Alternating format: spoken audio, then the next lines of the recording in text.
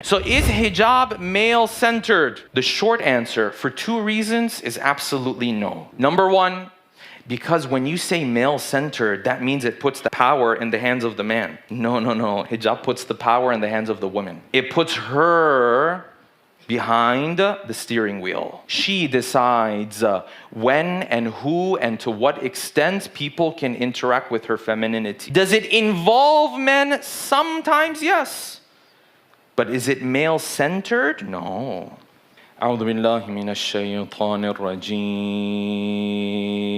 بسم الله الرحمن الرحيم الحمد لله الذي لا يبلغ مدحته القائلون ولا يحصي نعماءه العادون ولا يؤدي حقه المجتهدون الذي لا يدركه بعد الهمم ولا يناله غوص الفطن الذي ليس لصفته حد محدود ولا نعت موجود ولا وقت محدود ولا أجل ممدود أما بعد فقد قال الله الحكيم في محكم كتابه الكريم أعوذ بالله من الشيطان الرجيم يا بني آدم قد أنزلنا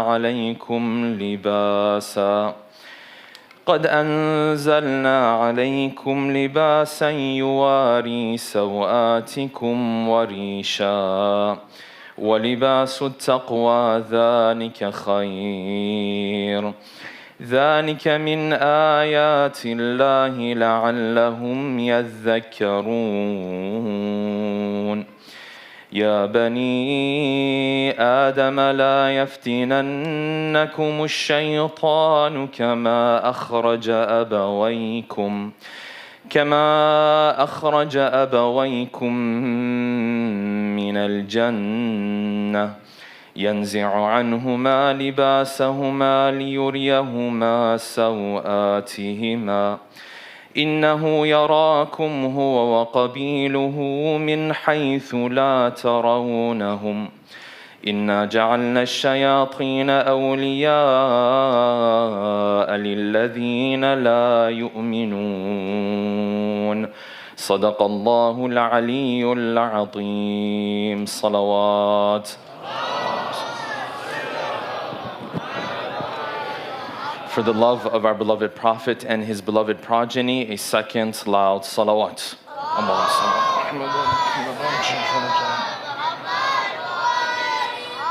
For the hastening in the return of our beloved 12th Imam, a third final loud salawat.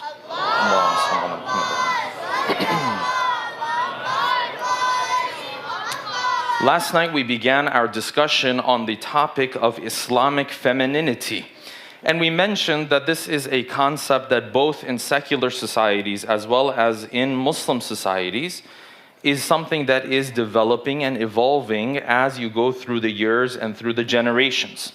And so we touched on some of those developments within secular societies that might come to our attention a bit less. The idea that women would have a right to vote, the idea that women would have the right to inherit, the idea that women would have the right to own property, and the idea that some of the top-level schools in North America would allow women to have an attendance.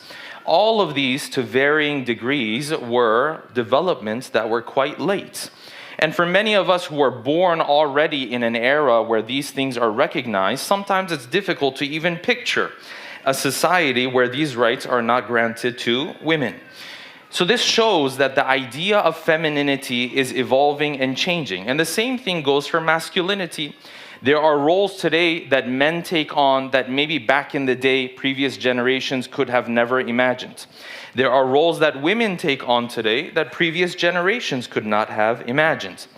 In all of this, we said that we have to understand what Islam has to say about this issue, and not just from the angle of critiquing and criticizing the feminism or the extreme forms of it, rather, that we see in society. It is one thing to criticize what you see in society. It is another thing to theorize and provide a theory as it relates to how Islam pictures that same idea. So we started on this journey last night by highlighting the first of those core elements that would show from an Islamic perspective when femininity flourishes. And we said the first of those concepts was that from the Islamic perspective, any time the concept of femininity comes up, it is tied in with being cherished. And we mentioned through a number of different stages in Islam that the woman is to be cherished both when she is getting married, as well as during the marriage, as well as if there is going to be a separation, so on and so forth. And then we also touched on this idea of how Islam redefined modesty, this mechanism that Islam put forth in order to restrain access and restrict access to this woman's femininity was called hijab. This is a concept that we see today Muslims practice in the greatest way, although, as we mentioned, is something that certainly we believe was there in previous faiths and in other religions as well. And we said that Islam redefined this concept to a higher level of modesty. There are things that you can do today that from a perspective of society is not considered immodest, and yet from Islam's perspective it would be considered a sin and would be considered immodest. And this is the case not only with how women carry themselves in society, but also with how men carry themselves in society. Today, if a man were to acknowledge the beauty of a female who he's not related to, he's not married to, in society, not only is this not seen as a bad thing, sometimes it's even celebrated. Sometimes it's even seen as cordial and respectful, whereas Islam would certainly consider this very immodest, and other examples as well. But last night we ended on this point, that if Islam asks us to restrict access to our femininity, this does not always end only, doesn't only take shape and form only in the form of saying no to physical relationships. That's one level of it that Islam certainly has emphasized.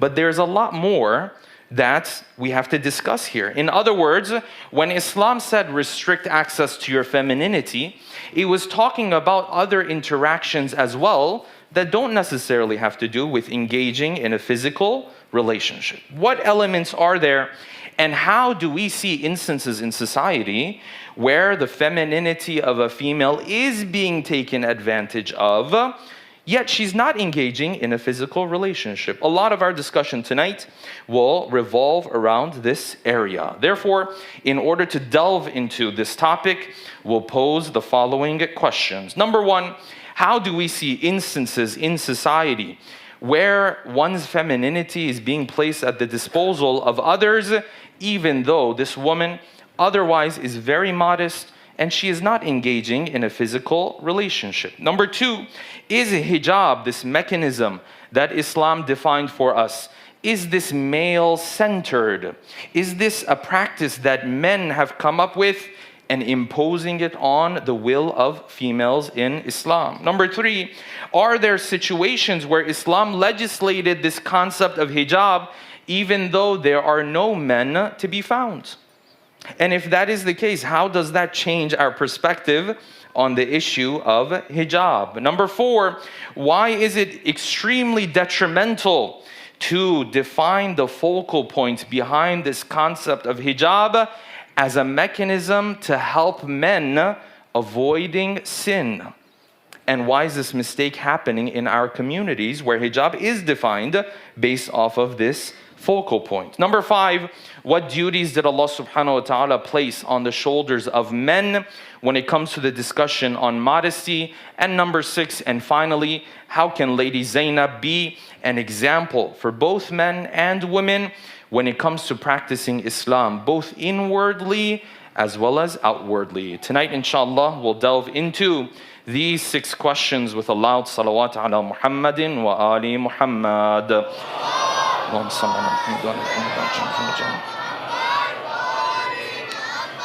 We said that Islam believes in order to build an equation of power in the interests of the female, instead of flaunting her femininity, she is supposed to restrict access to it. This is how she is going to build an environment where her femininity is cherished. Most people, when it comes to this topic, understand this topic only from the angle of physical relationships. Say, well, this sister, if someone, God forbid, comes forward with the wrong intentions, wants to engage in a physical relationship, she's going to say no. This is her restricting access to her femininity, which is true. That is one example of it. But Islam, like we said, redefined modesty. And therefore, Islam understands something that you and I don't understand. And that is that this femininity that she carries, that feminine presence that she carries, that delicate touch and presence that she carries is so powerful, it doesn't only come into play in a physical relationship. It also comes into play in her day-to-day interactions with the opposite gender. And so, if she is interacting with the opposite gender in a way where her looks are at the disposal of others, where her feminine energy is at the disposal of others, she is still giving away from herself to individuals who do not cherish that femininity. And you will find a multitude of examples of this in society. Now, we're going to observe some phenomena. We've all seen this phenomena before, but maybe we haven't really paid attention to it. And when you start to pay attention to it, the genius of Islam and the miracle of Islam starts to present itself a lot more.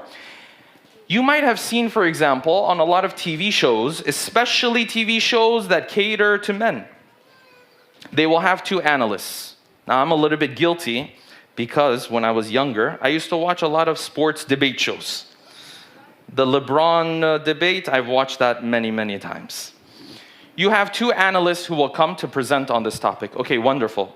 So you have these 2 analysts. They are professionals in the field, they're journalists, they're giving their opinion, so on and so forth. And then you have a third person.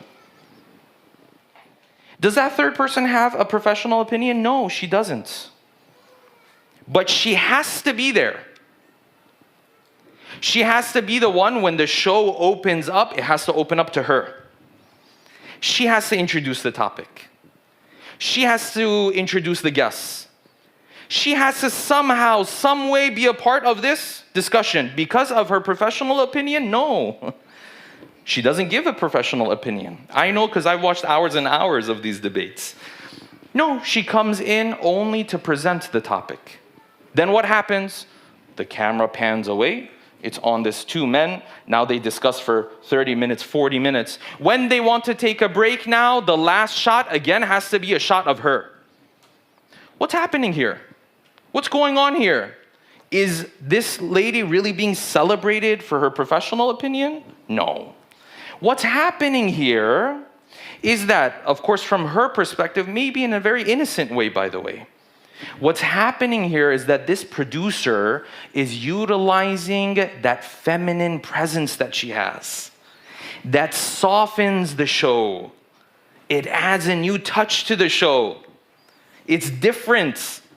This producer understands, if I just have 2 men here, it's not going to have the same touch. It's not going to have the same impact. Say, well, no. She's there for her professional opinion. No, she's not giving a professional opinion. You see this in a lot of these debate shows. You also see this as a second example. You see this when it comes to news shows.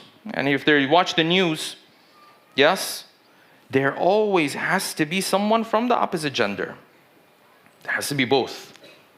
Why? Because she's doing something that others cannot do? No, because we have to have her presence there because she adds a feminine touch.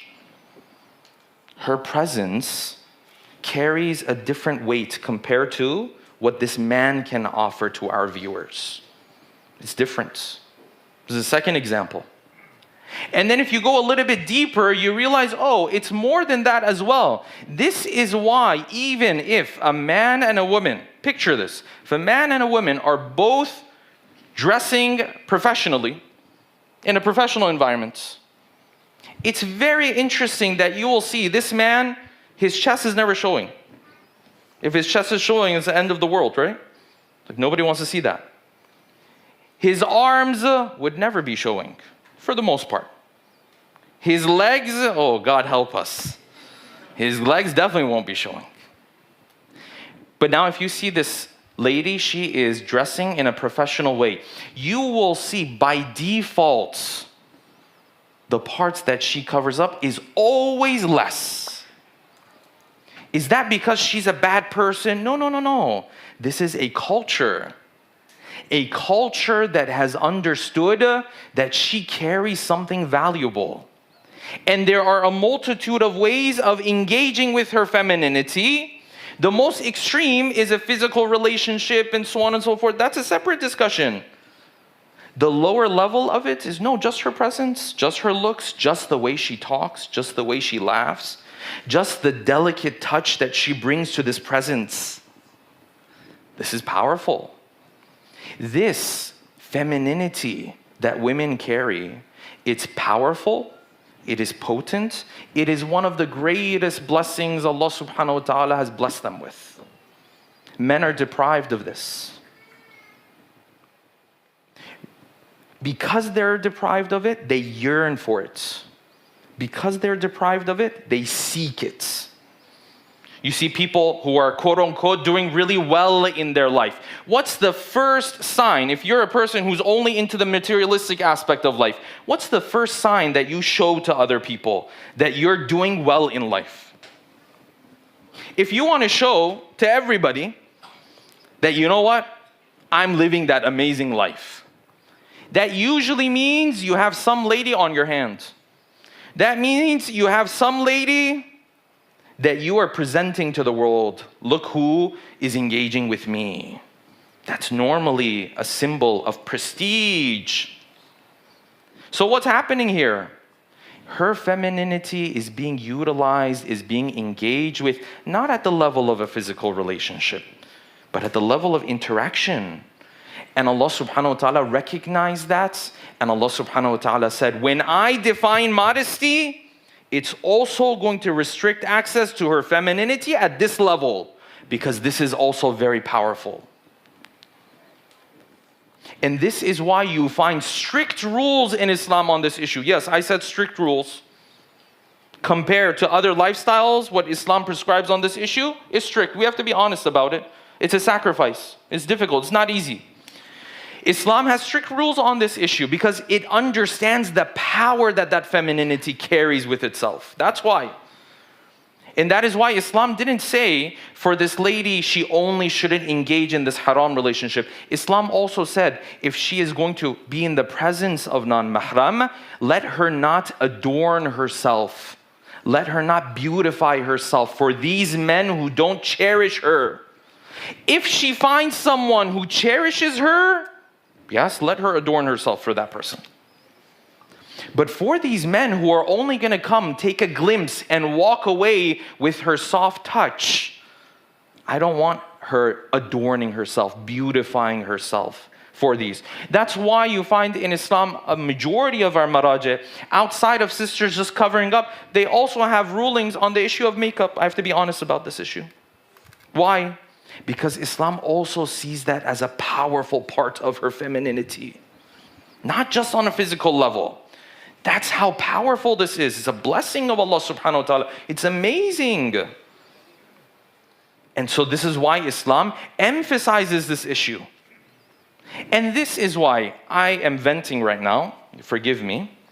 This is why I don't understand and I struggle to understand sometimes. Why? Sometimes folks from our younger generation, on the night they're getting married, alhamdulillah, the family has come together, everyone has come together. You know, I recite a lot of nikah, so I've been in a lot of these situations. It's really a beautiful night. It's really a beautiful moment. They're getting married, so on and so forth. I don't understand why it is part of this culture that now her femininity is going to be on display for all of these men. And sometimes it's not even the sister who decides this, it's the husband who wants this. And I'll blame the men sometimes for this. This doesn't mean that that person is bad and all of these things. You know, people throw these labels around. No. It doesn't mean any of that. It's just for us to think a little bit deeper. This man and woman are now committed to each other. They are now making a commitment to cherish one another. And then they're deciding on this beautiful night that everyone else can also engage with her femininity. Why? This is a beautiful moment. That's for you guys. She has said no to so many opportunities because she's living in this society. She has said no to so many opportunities of engaging physically with others. This is normal. If you go to school here, if you work here, this happens often. It's not like a one-off type of situation. It happens often. And let me add this. Even a man or a woman who says no, even just to the physical relationship, this itself is a high status in the eyes of Allah. This has credit in the eyes of Allah. I know we're talking about femininity beyond just the physical relationship, but even the one who says no at the level of the physical relationship, that stands out in the eyes of Allah. This is why the Quran, when it's praising Maryam, what does the Quran say? The Quran says, oh, you know why Maryam is special? One of the things that makes her special, وَالَّتِي أَحْسَنَتْ فَرْجَهَا. The one who, when it came to physical relationships, she kept herself pure. Even if someone stops at this level, that is still very valuable in the eyes of Allah. But if we wanted to understand this fully, Allah subhanahu wa ta'ala says, even in her looks, even in her interactions, it's so powerful. Keep that for someone who cherishes it. Your family cherishes you, okay, that's why in front of them, you are allowed to dress in a different way. Your husband cherishes you, okay, bismillah, in front of him. Others, they are benefiting from your femininity without giving anything in return. They're just walking away with your looks. So I struggle to understand sometimes, why is this young brother or young sister, whoever is deciding, making this decision, why is it on this beautiful night, they have now decided to share this with everybody? No, this is between you guys. This is special for you guys. That's how powerful this femininity is. And if we understand this, then we can answer a very important question that is now being brought up very often, especially on social media. What is that question? The question, or rather I should say the accusation, is this: hijab is a male-centered practice. It puts the power in the hands of the man. The man imposes this on the women. Before we answer this, by the way, if you look at the statistics, here in North America, the most frequently referenced and pointed out trope, stereotype, when it comes to Muslims, is that Muslim men oppress Muslim women. There are statistics on this. Yes, the Institute of Social Policy and Understanding, it's a Muslim institute. And for those who want to understand community and where we're headed and trends and the issues within our communities, you should learn and read the reports that they put out. ISPO puts out reports quite often every year. Of those reports and research that they have done, is that the most frequently mentioned issue that the average American finds with Islam is that Muslim men oppress Muslim women. And one of the, and this part is my assumption, it's not part of the report, one of the most frequently mentioned examples of this is what? Is the issue of hijab. She doesn't have a choice, she's forced to do this, she's that. That's not the focal point of hijab. If you defined it like that, yes, I could sit there and say hijab is male-centered. But that's not the case. So number one, it puts the power in her hands. Number two, and more importantly, and now we're going a little bit deeper, is that sometimes Islam actually legislated hijab even though there are no men around. Wait a second, I thought this hijab thing is only for when men are around. There's no men. And sometimes Islam said yes, but she still needs to cover up. agreed upon between all schools of thought in Islam. It's not even like a one-off fatwa. All schools of thought in Islam said in some of these situations, even if there are no men around, Allah subhanahu wa ta'ala has some wisdom, which we will get into momentarily. He said here, she has to cover up. But there are no men. Yeah, it doesn't matter. Where do we see this? 5 times a day when she engages in salat, Allah subhanahu wa ta'ala said she needs to cover up. But wait, I thought this is just about genders and so that he doesn't fall into sin, and I made my life difficult and the Muslim community made my life difficult just because it's, the patriarchy and no. You have to learn a little bit more. We all have to learn a little bit more. 5 times a day when she wants to speak to Allah subhanahu wa ta'ala, Allah subhanahu wa ta'ala said she has to cover up. Then if she engages in other acts of worship, she also has to cover up, regardless of whether men are there or when men are not there. Of those examples, you will find Umrah, for example. If she's engaging in Umrah by herself, she still has to cover up. So now what's happening here? Why this issue of covering up? Because if you go a little bit deeper into Islam, you find this idea of covering up beyond the issue of genders, and that's certainly one part of it, but there's another whole part of it that has nothing to do with the issue of genders. So why has Allah subhanahu wa ta'ala asked her in this situation to cover up? Because what we understand from Islam is that there are certain times when a woman is going to come forward, she has to make it a point that in this interaction, my physical beauty does not matter. It's not important. It's not the focal point of this interaction. In those situations, Allah subhanahu wa ta'ala, in a symbolic way, taught her, you are beautiful, but in this interaction, turn your attention away from your physical beauty. How do you do that? You cover up. She carries beauty, but in this interaction, the beauty, the physical beauty that she carries is not the focal point.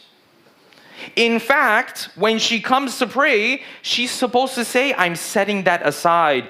That is a function of the dunya. It's a function of the dunya. That's why some women, they are granted with more, some men are granted with more. It differs amongst people. Why? Because it's a function of dunya. So when she comes to speak to Allah subhanahu wa ta'ala, when she goes to engage in Umrah, when she engages in other acts of worship, Allah subhanahu wa ta'ala sometimes says, this physical beauty, show me that this is not part of our interaction. Part of that, you cover up. And this ties in with the story of Adam, by the way. Why? Because in the story of Adam, there's a detail normally we're not taught about.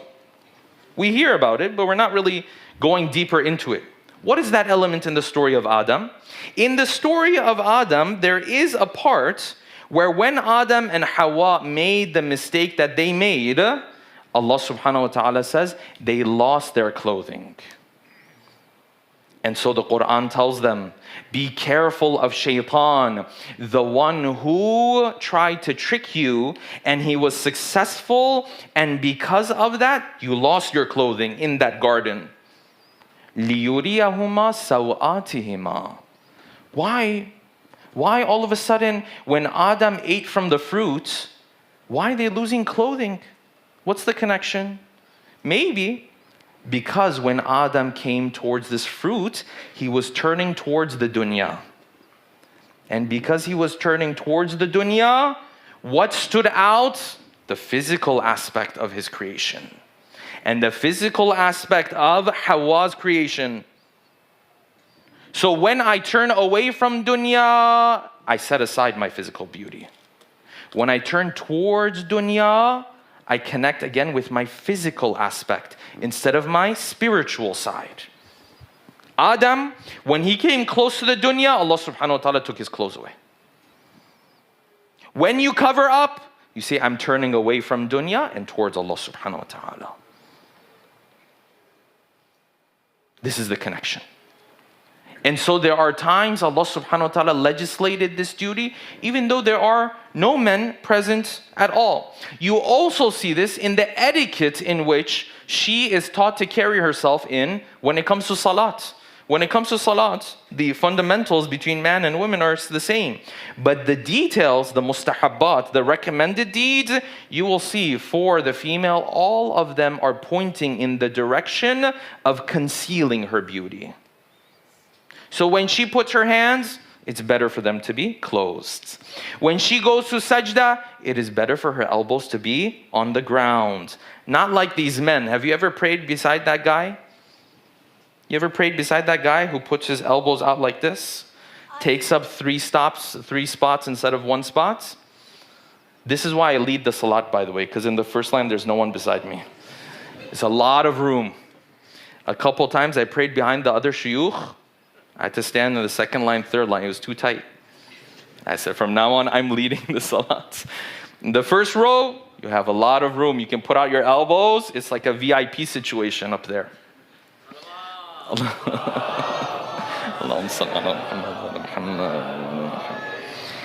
In the details of the etiquette that she carries in prayer, how she gets up from the two sajdas to stand up, how she is in ruku', how she stands in qiyam. You will see in all of these, the recommended gestures are gestures towards concealment. Why? Because in this situation, she is saying no to her physical beauty. That's not the focal point here. That is something she's turning her attention away from, turning to something bigger.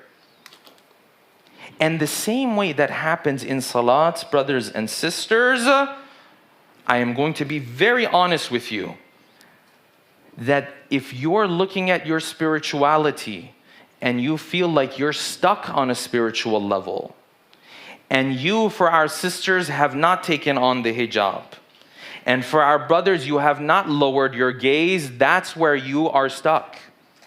You don't have to go look far. This is how your spirituality will grow. And so I tell our brothers and our sisters, make that decision, make it tonight. If I'm a brother, I have to start lowering my gaze. If I am a sister, let me make the decision to take on this obligation that Allah subhanahu wa ta'ala has set forth for me. And if you do so, this is not my promise, you will certainly grow in a heavy way in your spirituality. Shaykh, how do you say this so confidently? How are you making this promise? I didn't make the promise. Allah subhanahu wa ta'ala made this promise. He said it's an obligation. And then in Hadith Qudsi that Shia and Sunni have both narrated, he said there's nothing you can do to come closer to me better than doing those things that I obligated upon you. It's not my promise. I would never give myself permission to make promises about spirituality. This is the promise of Allah subhanahu wa ta'ala. Sometimes our brothers and sisters are looking for a sign. Let this be your sign. Let this lecture be your sign. Let this be your nudge. There's nothing to wait for. There's nothing else to, let's see if Allah subhanahu wa ta'ala sends something from the skies. No, He already told you what He's asking for. And then He brought you to the majlis of Imam al-Hussein. He brought you to the majlis of the grandson of the Messenger of Allah. What greater sign are you looking for? This is the greatest sign. He put the love of the Ahlul Bayt in your heart. What greater sign? I don't need a greater sign than to say, let me see what this family wanted from me. Let me see what Allah subhanahu wa ta'ala wanted from me. Let me make an effort in this area. Say, well, maybe I'll fall short later. Yes, maybe you'll fall short. Maybe I'll fall short. Nobody's going to say we're going to be perfect. But take that step. Make that decision tonight. And I promise you, if you're struggling in your spirituality and you feel like you're not growing, this is why. Because of my own words? No, because of Allah subhanahu wa ta'ala has told us this. This will be a big step in your spirituality. And I say this for the brothers and the sisters. Why? Because sometimes even when a sister wants to put on the hijab, this is a big change. And what she needs a lot of is support. She needs support. Does she always get this support? No. Then the friends come, oh, you're becoming religious, you're not being authentic anymore, you're not being yourself anymore, you're changing, I don't know, we can't have a good time with you anymore. Sometimes the friends are not supportive. Sometimes, believe it or not, the people in the house are not supportive. Sometimes the husband is not supportive. That's a big problem.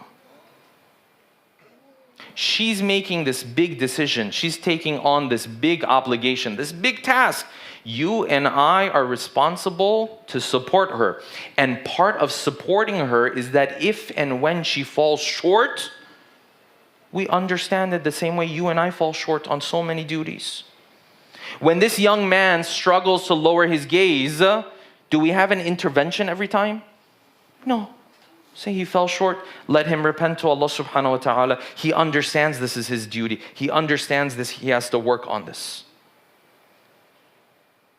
And so someone might say, now the objections might come into the picture. The objections, there's 4 main objections that come into the picture here. Number 1, people will come and say,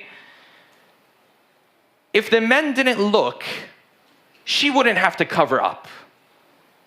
One of those middle school objections. We are no longer, brothers and sisters, in middle school. We don't embrace this idea of pointing the finger at others. If you are a brother and all of the women decide not to cover up, you still have to lower your gaze.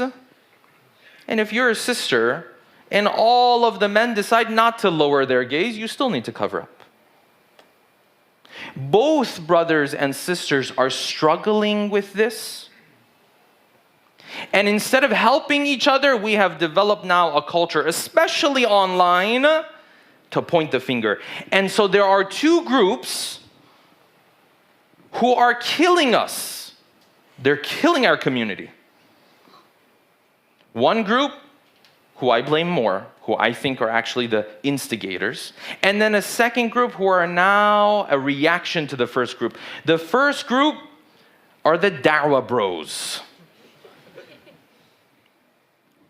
Grow out the beard, wear a thobe, quote a couple of hadith, yes, about tabarruj and this and that. And the Prophet of Allah said, this is the punishment of this and this is the punishment of that. And amr bil ma'roof, and just go up to anyone you find on the street and tell them what they're doing wrong. And this is now you're a certified da'wah bro. If you have a podcast, that's also one of very important elements. And then you have a second group who I blame less because they are a reaction to the first group, and that is the feminist sister who has now an extreme form of feminism. Both are available for your watching online. Now she wants to come and say, this hijab is male-centered. I am rejecting the patriarchy. You're rejecting what the Prophet taught us and what the Quran tells us. No, I'm rejecting the patriarchy. Interestingly, you know what both of these groups have in common? Neither of them have studied Islam. Neither of them are scholars. Neither of them understand the detail in Islam. Neither of them understand the complexity, the nuance in Islam. But mashallah, they have a lot of opinions. And they each have their own groups, and now they go back and forth and back and forth. These 2 groups are killing our communities. So when it comes to this issue, this idea of pointing the finger at others, this is middle school type stuff, brothers and sisters. We have to move on from this culture. Then comes objection number 2, and this one is not silly, this is a valid question. Especially our younger sisters ask this question. They say, Shaykh, so you talked about hijab and covering the beauty and all of this kind of stuff. So why hasn't Allah subhanahu wa ta'ala asked the men to cover their beauty? Why hasn't Allah subhanahu wa ta'ala legislated something to cover the beauty of the men? You know what I tell this young sister? What beauty are you talking about? Which beauty? Have you seen the men? When we're sitting in the masjid, we are happy if this guy brushed his teeth this morning. What beauty are you talking about, my dear sister? Nobody fainted when Muhammad put up his sleeves today. Nobody. When we saw his hairy arm, nobody fainted from that beauty. Feminine beauty, brothers and sisters, is more than just attraction of the opposite gender. Even sisters understand the greatness, the significance of feminine beauty compared to masculine beauty. Even they understand this. Even though they're from the same gender, they understand there's something special about that. It's significant, it's different. And so Allah subhanahu wa ta'ala put duties on the shoulders of men, but with an emphasis less on covering their beauty and more in terms of seeking beauty. That's where Allah subhanahu wa ta'ala restricted them. Allah subhanahu wa ta'ala understood what the struggle for men is. He said, here you have to restrict yourself. Imagine telling the men, this 15-year-old, say, from now on you can't dress well. You can't look beautiful. He's like, okay, great. I wasn't looking beautiful before anyways. Alhamdulillah, I don't have to even take care of myself anymore. So Allah subhanahu wa ta'ala put a number of other duties on them. Number one is that of course they have to lower their gaze. Oh, but that's so easy. It's not, you're not a man. You don't understand how difficult that is. I speak from statistics. If you look at the statistics, and this is an issue in our communities, when it comes to, forgive me, explicit content, when you look at the statistics, you will find that this is a predominantly, not only predominantly male issue. All of the statistics would support this. That is something that men struggle with from any background. And Allah subhanahu wa ta'ala, the same way He told the sisters for some of their aspects, for men when it came to this issue, He put a big responsibility on their shoulders. Do men succeed at it? No, not necessarily. That is something that we have to pay attention to. This is the first of their duties, but Allah subhanahu wa ta'ala did not stop there. Then Allah subhanahu wa ta'ala said also in the verses of the Quran, number two, they have to be respectful in their dialogue. When they approach this lady, they cannot speak in a suggestive manner, in a provocative manner. You can't just throw compliments at people. Sometimes that's haram. Number two. Number three, Islam said, of course, there are parts of their bodies that need to be covered. Number four, they should not place themselves in situations where they're alone with someone from the opposite gender. That is haram for them to do when there is a chance of sin. Number five, Allah subhanahu wa ta'ala said, they should not enter into areas where women are present without first announcing that they're entering into that area. You ever meet that guy? Just put his head down and walk in? Oh, sorry, I didn't know you guys were here. No, you're a young man. Someone must have taught you this etiquette at some point. Before you enter into an area where there is a chance that there are women, you're supposed to announce that you're coming in. Verses of the Quran talk about this. They say before entering the house, you should say Salamun Alaikum out loud so people hear you. Well, I'm just going to put my head down and walk in. No, have some adab. Have some etiquette. This is number five. Number six, he cannot do anything with the intention of drawing the attention of the opposite gender. So she cannot put on perfume to attract the opposite gender. He also cannot do that. If his intention is the wrong intention, he's not allowed to do that. If his intention is to get someone to look at him, he cannot dress in a tight clothing or anything else that he does with that intention. That's problematic. And number seven, he is supposed to put barriers between himself and the opposite gender so that when he's interacting with them, he doesn't place himself in a situation where there is a chance of sin. The Quran said, وَإِذَا سَأَلْتُمُوهُنَّ مَتَاعًا فَاسْأَلُوهُنَّ مِنْ وَرَاءِ حِجَابٍ. When you come to ask them for something, ask the women, ask them from behind a barrier. That doesn't mean every place he goes, he has to carry a barrier with him. That means depending on the situation, he needs to put barriers between himself and the opposite gender. Did Allah subhanahu wa ta'ala put responsibilities on their shoulders? Yes. But the nature of those responsibilities, a little bit different from the nature of the responsibilities that Allah subhanahu wa ta'ala put on the shoulders of our sisters. Then comes objection number 3 with a loud salawat, please. Allahumma salli ala Muhammad wa Muhammad.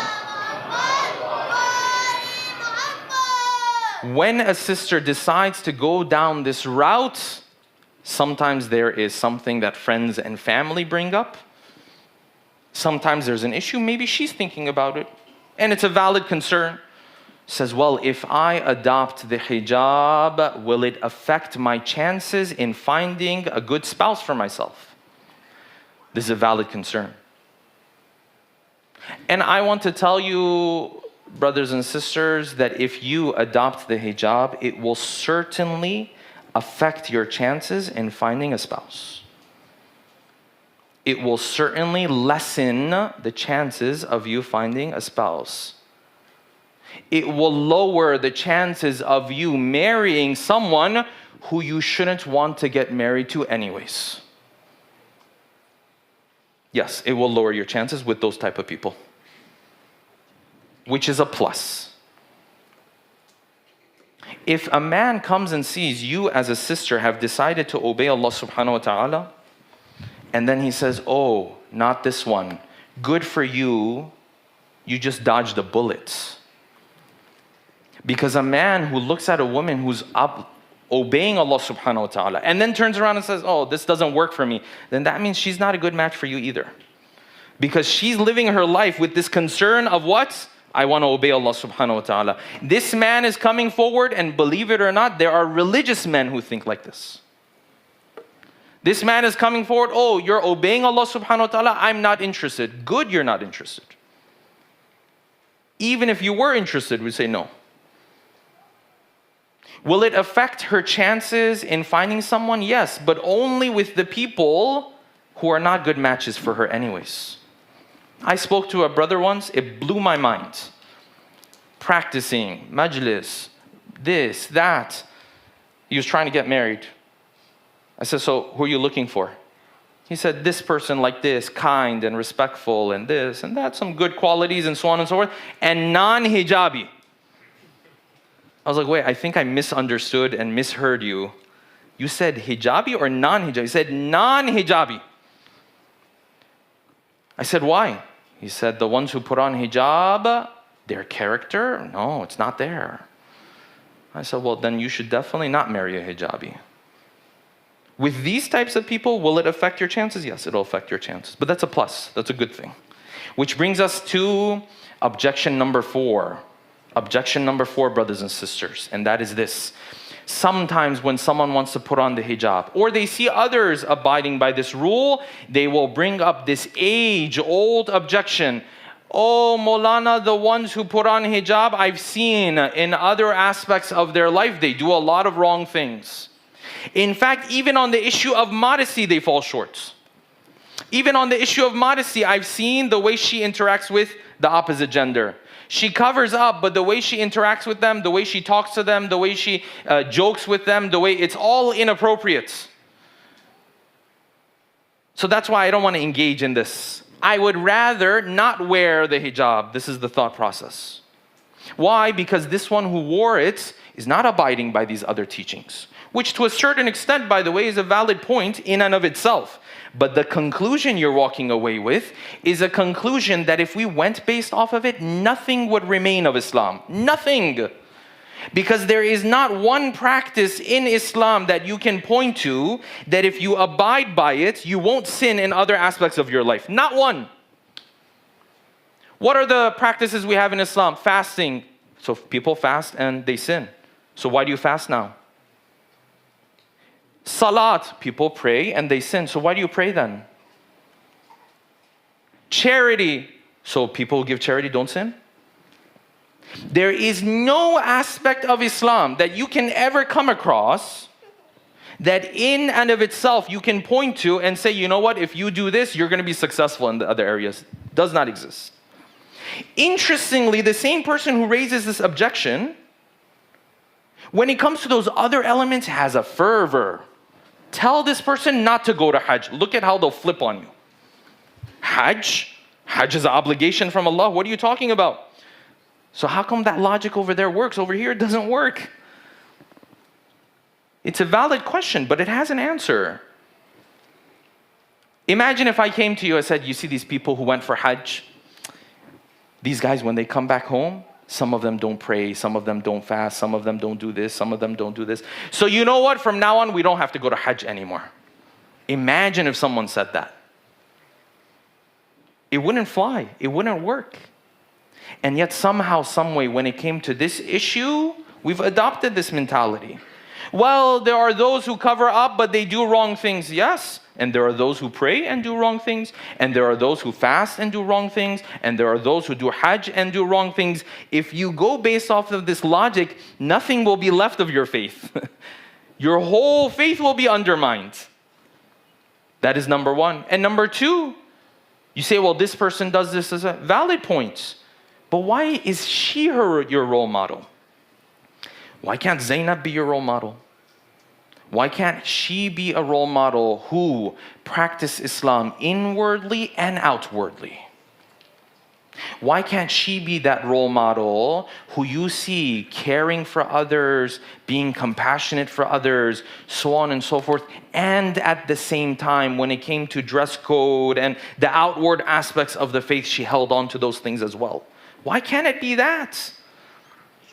I agree with you, the one who covers up and then doesn't take into consideration Islam's teachings in other areas has shortcomings. They're failing in those other areas. This is a valid point. But why are you making that person your role model? Why is that the only scenario?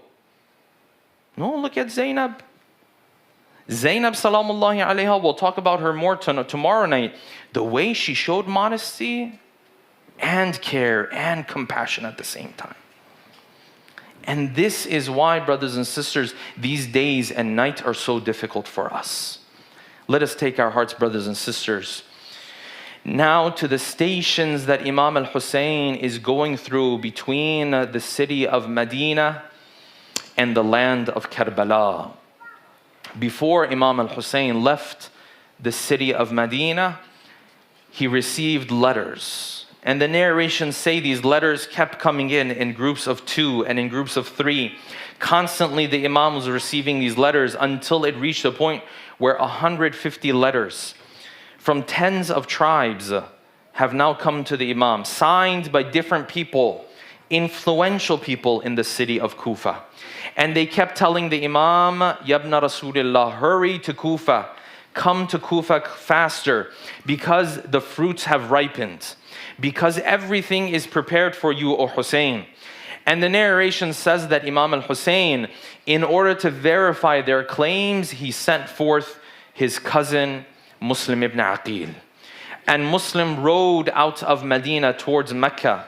And from Mecca, he started to ride towards the city of Kufa. He went through a lot of ups and downs. Eventually, he made his way to Kufa. He brought the letter of Imam al-Hussein and read the letter of Imam al-Hussein to the people of Kufa. The people of Kufa, many of them began to cry when they heard the words of the Imam. Our time has come. We have been under oppression for so long. Bani Umayyah has oppressed us for so long. Now Hussein, the grandson of the Messenger of Allah, is planning to come and become our leader. And Muslim ibn Aqil began to go around in the different parts of the city of Kufa to gain allegiance, to gain bay'ah. The narration says 10,000, 15,000, 20,000 of the people of Kufa. In different forms, in different shapes, they came and gave their allegiance to Muslim ibn Aqil. Muslim ibn Aqil, he surrounded the Darul Imara. He surrounded the palace of the governor. And he was aiming at drawing down and pulling down Ubaydullah ibn Ziyad in the city of Kufa. And this is where things began to change. And now Muslim ibn Aqil, he starts to lose his followers one after another. And one tribe leader leaves him after another. And people come and pull their youth away. They say, leave Muslim and leave Hussein. Let them figure this out on their own. We're afraid of the wrath of Bani Umayyah. We're afraid of the wrath of Sham. Come home, this is too dangerous to stay here. And the narration says that when Muslim ibn Aqil prayed his salat in the masjid of Kufa, by the time his salat was done, only a couple of lines behind him had remained. And now people have turned away from Muslim ibn Aqil, and yet he has already written to Hussein to come to the city of Kufa. And these are the painful moments in the life of Muslim ibn Aqil, because he began to walk in the alleys of Kufa. And the ghurba that Hussein was going to experience later, now Muslim ibn Aqil is experiencing himself inside the city of Kufa. He started to walk from one alley to another alley. No one opens their doors upon Muslim ibn Aqil. No one is willing to give shelter to Muslim ibn Aqil in these moments. There's only one old lady. She sees Muslim ibn Aqil sitting by the door of her house.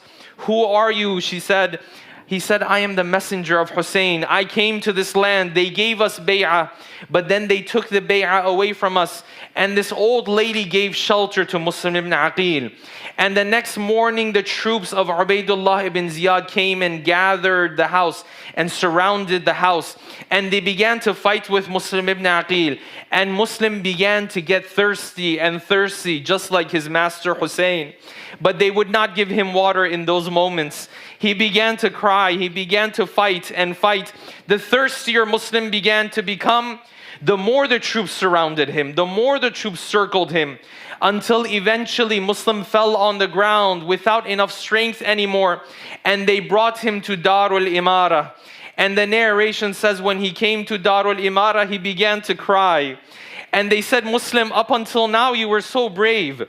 Up until now you were fighting against us. Now that you're being defeated, you're crying. Look at you. And Muslim said, I don't cry for myself. I cry for the letter that I wrote to Hussein.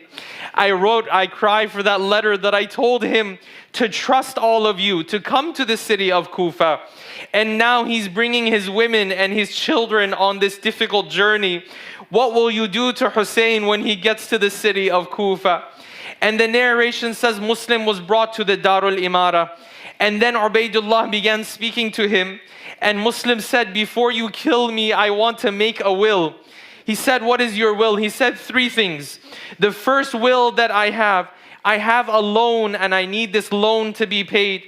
And Ubaydullah allowed it. And then Muslim made his second will. And then Muslim made his final will. They asked him, oh Muslim, what is your final will? He said, my final will is for one of you to write a letter to Hussein.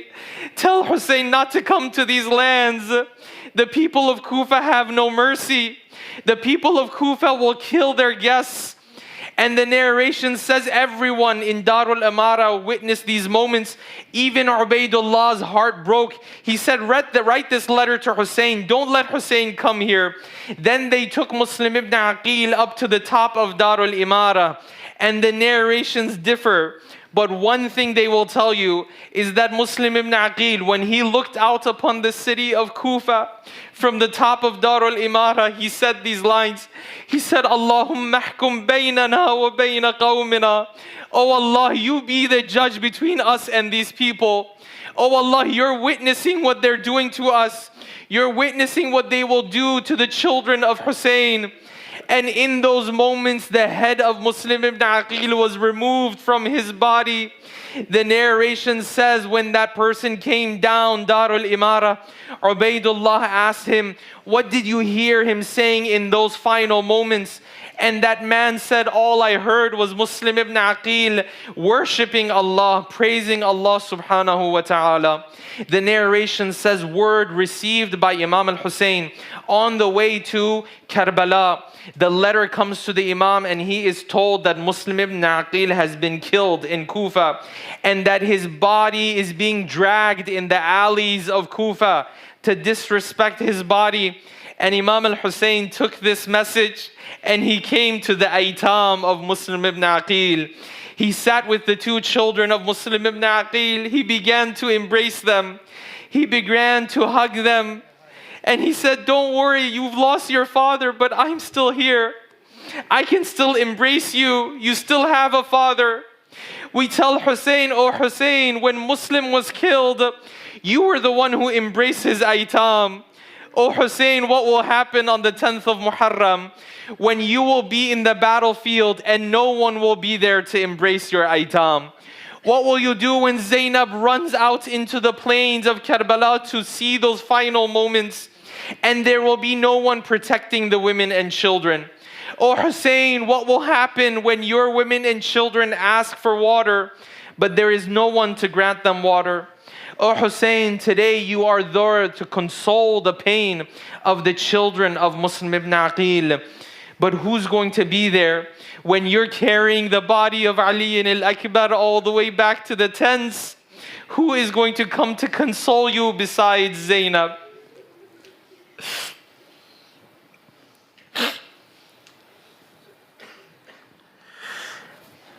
ألا لعنة الله على القوم الظالمين وسيعلم الذين ظلموا أي منقلب ينقلبون. Let us send our salams to our beloved Imam, inshallah. السلام عليك يا أبا عبد الله وعلى الأرواح التي حلت بفنائك. عليك مني جميعا سلام الله أبدا ما بقيت وبقي الليل والنهار ولا جعله الله آخر العهد مني لزيارتكم. Everyone. السلام على الحسين وعلى علي بن الحسين وعلى أولاد وعلى أصحاب الحسين.